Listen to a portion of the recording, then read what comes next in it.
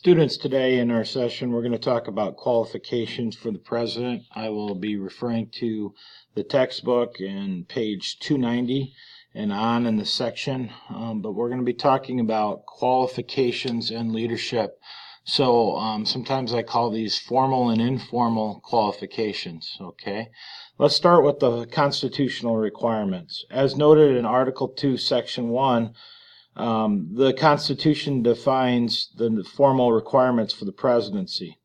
So the president, simply put, must be 35 years old, must be a resident of the United States for at least 14 years before taking office, and must be a natural-born U.S. citizen. Okay, and those are the constitutional requirements. All right. In addition to that, there are numerous informal requirements, and you'll see some of those listed in the text.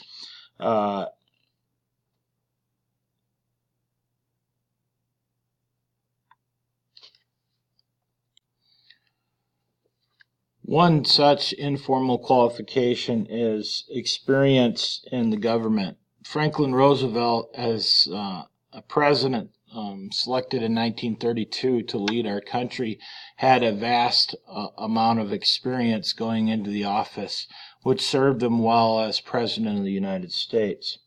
In addition, many of the presidents have served in the military, and obviously that usually gets them credibility with the American people, and sometimes the opposite is the case as well, that they did not do military service, which hurts hurts them as they lead the military forces as commander-in-chief. Another important aspect of their requirement for the job would be sound political beliefs, as noted on 291. Then also personal characteristics. For example, Franklin Roosevelt was very, very charming guy, personable, and able to communicate very effectively. Other characteristics that are important is the ability to communicate. The text here on 291 focuses mainly on the fact that it's been only males to this point. It references Roman Catholics have had a president in JFK. He became the first Roman Catholic president, and that obviously Barack Obama became the first African American president. So I want to move then to 293 and discuss for a second leadership skills. First one I want to reference is the ability to communicate. Ronald Reagan, viewed here, is known as the great communicator, and he was able to sell his positions to the American public, and that's an important aspect of being president. Another important aspect of being president is understanding the public and understanding what the public wants.